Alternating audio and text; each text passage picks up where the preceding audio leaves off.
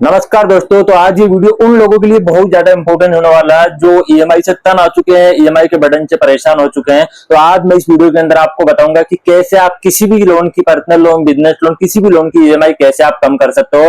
अगर आप ईएमआई से परेशान हो तो बने रहिए इस वीडियो के अंदर एंड तक। 5 ऐसे पॉइंट आज मैं आपको बताऊंगा कि आप कैसे अपनी ईएमआई को कम कर सकते हैं। तो दोस्तों स्टार्ट करते हैं, ज्यादा आपका टाइम वेस्ट ना करते हो। तो सबसे पहला पॉइंट अपन जानते हैं, लोन 10 ईयर बढ़ाकर। फॉर एग्जाम्पल आप किसी भी बैंक या एनबीएफसी से अगर लोन लेने जाते हो तो वहां पे बैंक वालों ने आपको 5 साल के लिए फंडिंग की। तो वहां पे जैसे फॉर एग्जांपल समझाता हूं, 10 लाख की फंडिंग आपने ली, 10 लाख की ईएमआई 5 साल के लिए बन रही है आपकी 25,000 रुपए।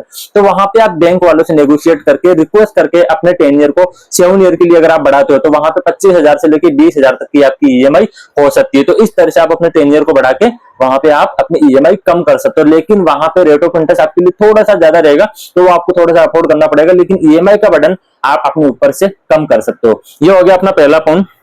और दूसरा पॉइंट अपना होता है किसी भी लोन को रीफाइनेंस या बैलेंस ट्रांसफर करवा के। और ये तभी करवा सकते हो, हर बैंक की अलग अलग पॉलिसी होती है। मोस्टली ज्यादातर जो बैंकों की पॉलिसी होती है बैलेंस ट्रांसफर करने की, आप जो भी लोन आपने लिया था, वो पर्सनल लोन हो, होम लोन हो, उसकी कम से कम मिनिमम 6 ईएमआई जानी चाहिए, मतलब 6 महीने पुराना वो लोन होना चाहिए।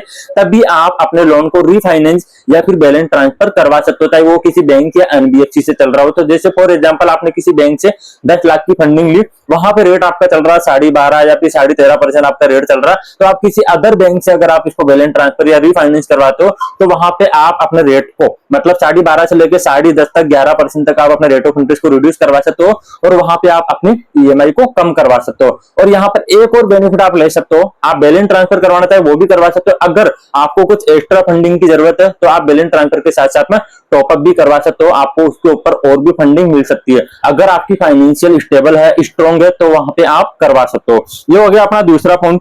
अब बात करते हैं तीसरे पॉइंट की, पार्ट प्रीपेमेंट करना। दोस्तों हर बैंक की यहाँ पे भी पॉलिसी होती है। ऐसा नहीं है कि आपने लोन लिया और आपने इंस्टेंटली आपने पार्ट प्रीपेमेंट कर दिया। ठीक है, बैंकों की पॉलिसी होती है कि आप फर्स्ट ईएमआई के बाद पार्ट प्रीपेमेंट कर सकते हो या फिर 6 मंथ बाद पार्ट प्रीपेमेंट कर सकते हो। और ये कब कर सकते हो, जब मान के चलिए आप किसी भी कंपनी में या कुछ भी वर्क कर रहे हो, आपके पास कोई बोनस आ गया या फिर कोई इन्वेस्टमेंट रिटर्न आ गया या फिर आपने किसी को कोई पैसा दे रखा, वो पैसा आपके पास ज्यादा आ गया, तो वहां पे आप पार्ट प्रीपेमेंट कर सकते हो। ठीक है, वहां पे जहां पे भी आप लोन लेने जाते हो तो वहां पे आप हर बैंक से क्वेश्चन करें कि मैं उसको पार्ट प्रीपेमेंट कब कर सकता हूँ, किस टाइम पे कर सकता हूँ, तब भी आप पार्ट प्रीपेमेंट कर सकते हो। और वहां पे कुछ पार्ट प्रीपेमेंट करने के कुछ परसेंटेज चार्जेस भी होते हैं। जिस भी बैंक या एनबीएफसी से आप लोन लेंगे तो वहां पे आपको इस चीज को लेके बता दिया जाएगा। तो यहाँ पे ईएमआई कैसे कम होगी, जैसे फॉर एग्जांपल मान के चलिए आपका प्रिंसिपल आउटस्टैंडिंग अमाउंट 10 लाख का आपने लिया था, जिसमें से 7 लाख रुपए आपका बचा हुआ। अब आपके पास पैसा आ गया 2 लाख रुपए, तो आपने 2 लाख रुपए पेमेंट कर दिया पार्ट प्रीपेमेंट, तो वहां पे आपका ईएमआई और वहां पे आपका 10 ईयर रेट ऑफ इंटरेस्ट ये कम हो सकता है। तो वो भी आप बेनिफिट उठा सकते हो पार्ट प्रीपेमेंट करके। ये हो गया तीसरा पॉइंट। एंड चौथा पॉइंट होता है अपना रेट ऑफ इंटरेस्ट नेगोशिएट करना। फॉर एग्जाम्पल मान के चलिए आप किसी बैंक से या एनबीएफसी से लोन लेने जाते हो तो वहां पे आपका रेट आया 12% का। ठीक है, 12% का रेट आया और वहां पे आपका सिबिल भी अच्छा है, 750 प्लस सिबिल है, आपका फाइनेंशियल स्टेबल है, स्ट्रॉन्ग है। तो वहां पे आप अपने बैंकर से नेगोशिएट कर सकते हो, किसी एनबीएफसी रिलेशनशिप मैनेजर से नेगोशिएट करो कि क्या अपना रेट ऑफ इंटरेस्ट रिड्यूस करवाने में। ठीक है, करते हैं बहुत सारे बैंक। अगर मान के चलिए आप किसी, आपका एचडीएफसी में अकाउंट है, आप एचडीएफसी बैंक के कस्टमर हो, तो वो तो आपका इजीली आपका रेट ऑफ इंटरेस्ट कम कर देगा। लेकिन आप किसी एक ऐसे बंदे से, डीएसए के थ्रू अगर आप रेट ऑफ इंटरेस्ट कम करवाना चाह रहे हो तो उस बंदे से भी अगर आप रिक्वेस्ट करोगे तो वहां पे वो बंदा आपकी रेट ऑफ इंटरेस्ट कम कर देगा। बट आपका बिहेवियर अच्छा होना चाहिए, बात करने का तरीका अच्छा होना चाहिए, बाकी आपकी प्रोफाइल स्ट्रॉन्ग होनी चाहिए, आपकी इनकम स्टेबल होनी चाहिए, स्ट्रॉन्ग, और आपका सिविल स्कोर 750 प्लस होना चाहिए। तो लास्ट 3 मंथ 6 मंथ में किसी भी तरह की कोई इंक्वायरी नहीं होना चाहिए। तो वहां पे आपके रेट ऑफ इंटरेस्ट रिड्यूस हो सकते हैं, वहां पे भी आप अपना ईएमआई कम करवा सकते हो। तो ये हुआ अपना चौथा पॉइंट। एंड लास्ट पांचवा पॉइंट है दोस्तों अपना टॉपअप के साथ रिस्ट्रक्चर करना।